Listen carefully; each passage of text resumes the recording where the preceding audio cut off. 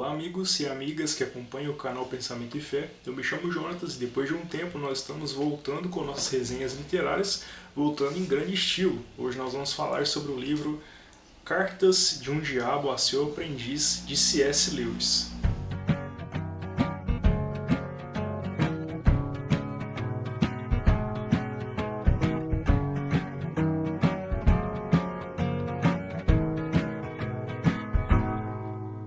Antes de começar a falar sobre esse livro especificamente, é importante a gente lembrar que o autor, ao escrever este livro, ele não quis fazer uma teologia sobre batalha espiritual, nem sobre as ações demoníacas.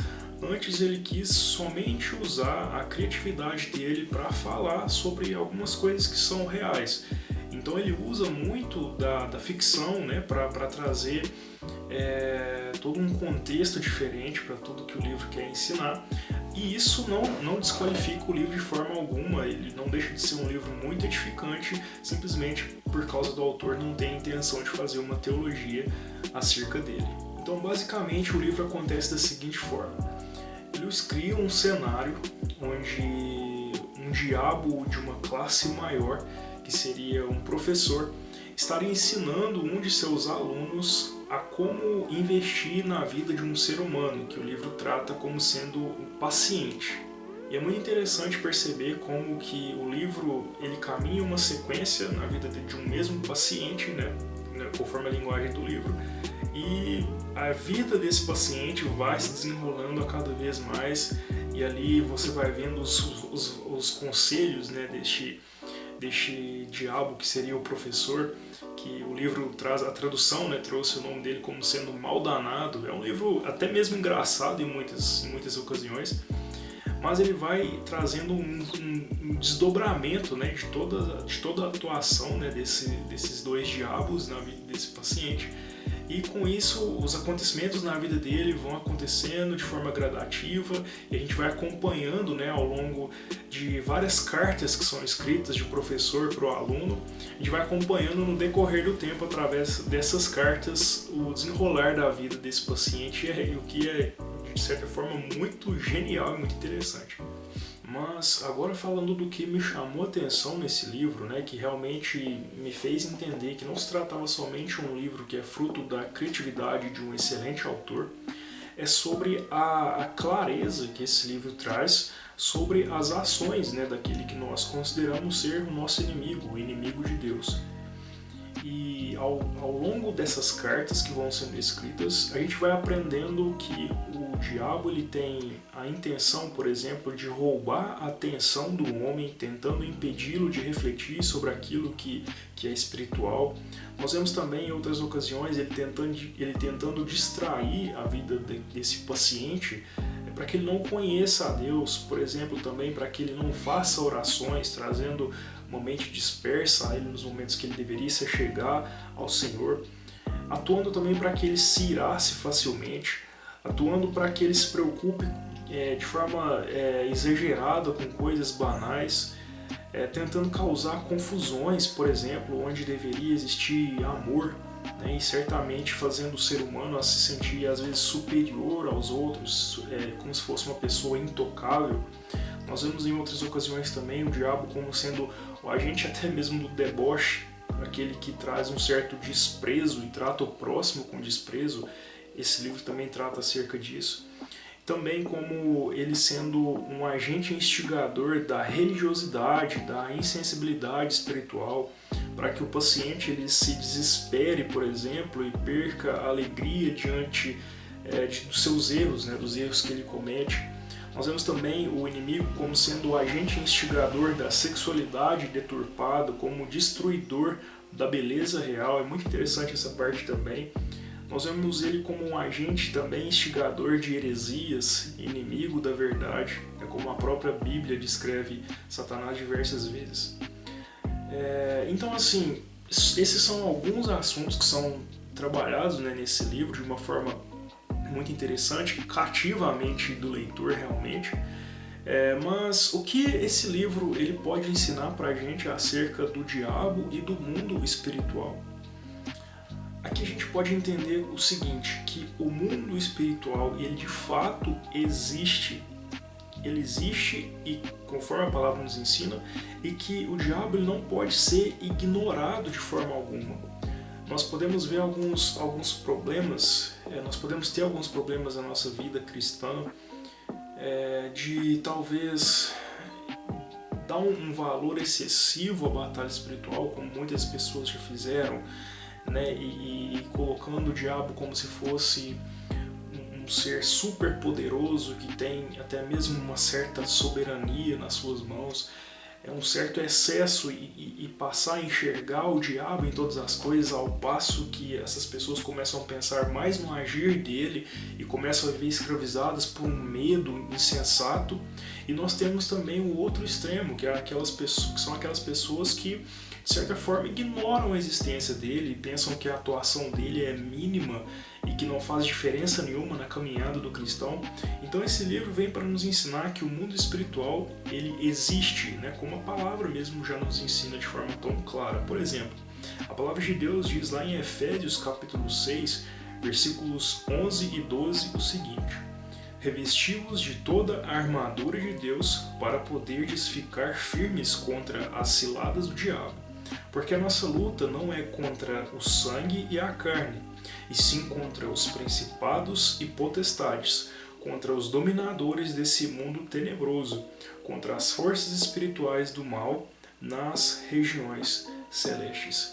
Então aqui esse texto já nos ensina claramente, né, que a luta maior do cristão não é contra o próximo, não é contra pessoas, não é contra carne e sangue, sim contra principados e potestades, que são as palavras que expressam essas forças do mal, essas forças que são inimigas primeiramente do nosso Senhor, como consequência disso são nossos inimigos também. Então, o que esse livro vem trazer é essa clareza, esse entendimento de que por muitas situações que nós consideramos ser corriqueiras, como desentendimentos com pessoas, amarguras no coração, e tantas coisas que nós consideramos como sendo banais, elas podem estar sendo uma ação de fato do inimigo. Nós sabemos que ele não é esse ser totalmente poderoso, mas ele é sim um ser que atua. Então esse livro traz essa clareza sobre a forma dele atuar e de alguma forma nos leva a ter mais atenção diante de várias coisas. Por exemplo, às vezes nós atribuímos culpa às pessoas, nós criamos rivalidades entre nós, quando na verdade nós deveríamos, conforme a palavra nos ensina, a lembrar que nós não estamos em guerra contra pessoas, mas que existe uma guerra de fato, uma batalha espiritual acontecendo por nossas almas, né, por causa, em consequência dessa inimizade que o diabo tem com o nosso Senhor.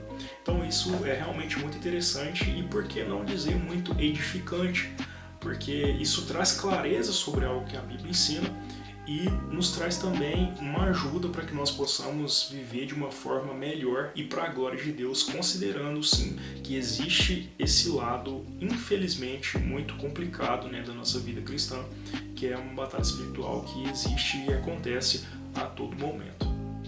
Algo interessante também sobre esse livro é que em muitos momentos nós aprendemos coisas sobre Deus numa perspectiva do diabo, né? O personagem aqui trata o Senhor nosso Deus como sendo o inimigo, né? Totalmente, dá para entender completamente isso, né? Mas pode ser que alguns leitores de início se sintam confusos por causa dessa terminologia, porque nós sempre nos referimos ao diabo como sendo o nosso inimigo, só que como aqui o ponto de vista é do próprio diabo, o inimigo aqui nessa narrativa seria o nosso próprio Deus.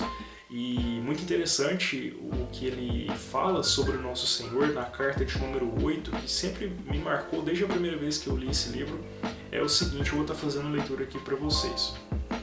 Para nós, os seres humanos não passam de comida.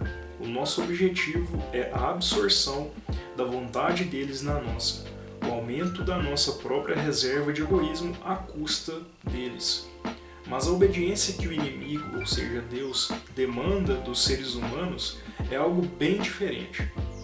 Deve-se encarar o fato de que toda aquela conversa sobre seu amor pelos homens e a liberdade perfeita que vem de se entregar e dedicar-se a ele não é mera propaganda, como se poderia de bom grado acreditar, e sim uma verdade aterrorizante. Ele, Deus, quer realmente encher o universo com um monte de pequenas réplicas repugnantes de si mesmo. Criaturas cujas vidas, numa escala em miniatura, serão qualitativamente como a sua, não porque ele as tenha absorvido, mas porque elas desejam se conformar de livre e espontânea vontade a ele. O que nós queremos é apenas gado que possa acabar nos servindo de comida. Ele deseja servos que possam acabar se tornando seus filhos. Nós desejamos sugar. Ele deseja retribuir. Nós somos vazios e queremos ser preenchidos. Ele é pleno e por isso transborda. Então aqui a gente percebe claramente, né, a divergência de intenções que o diabo tem para conosco e as intenções que o nosso Senhor ele tem para conosco, né? Em contraste com as intenções do inimigo, o Senhor Deus ele deseja nos revelar o seu amor. Ele deseja, além disso, fazer com que muitas pessoas encontrem-se com Ele e não somente se encontrem com Ele, mas passem a ser parecidas com o Senhor Jesus Cristo, passem a segui-lo e a ver na sua forma de agir os ensinamentos do nosso próprio Jesus. Seria como pessoas que são cheias do Senhor Jesus Cristo caminhando pela terra. Essa é a vontade do nosso Senhor, enquanto a vontade do nosso inimigo é sempre destruir, trazer confusão e tirar a nossa alegria. Além disso, também ele fala, né, sobre a ausência de alegria que o próprio diabo possui, enquanto o Senhor Deus ele não precisa de nenhuma dessas coisas, porque ele é autossuficiente, ele é aquela pessoa que ele é um todo completo em si mesmo e ele não precisa ser preenchido por nada. Ele por si mesmo ele já é pleno. O nosso Senhor ele é pleno e por isso transborda. Ele não precisa de bajulações, ele não precisa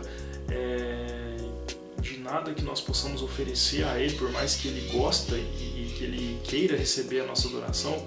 Não há nada que nós possamos fazer ao Senhor para que Ele se sinta mais adorado, para que Ele se sinta mais elevado. Porque a verdade é que nosso Deus já é santo, santo, santo, e não há nada que nós possamos fazer para que complete alguma coisa no coração do nosso Senhor. Porque Ele é pleno e o que mais nos, de certa forma, nos traz admiração é porque, ainda que ele seja pleno e não precise de mais nada, ele ainda deseja ter um povo para si. Ele ainda deseja chamar pessoas, deseja fixar em nós, pessoas pecadoras, o seu amor eterno.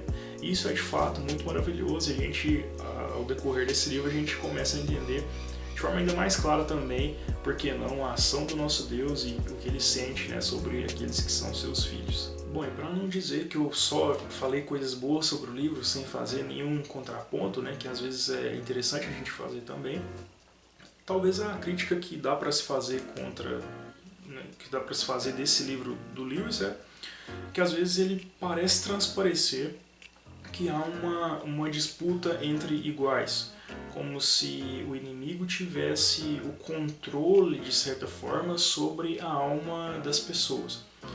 E aí a gente tem que ter um certo cuidado, né, com esse tipo de coisa, porque nós sabemos que jamais vai haver uma guerra entre iguais. A batalha espiritual ela existe, ela acontece, mas ela não se trata de uma disputa entre duas forças com o mesmo peso, né, como por exemplo a gente observa em algumas culturas maniqueístas, algumas coisas nesse sentido, que quase como se fosse o lado positivo e negativo em perfeito equilíbrio. Não que Lewis ele pensasse assim, mas a gente precisa tomar esse cuidado, né, também para não crer que o diabo tem esse poder excessivo, inclusive, sobre o destino das pessoas.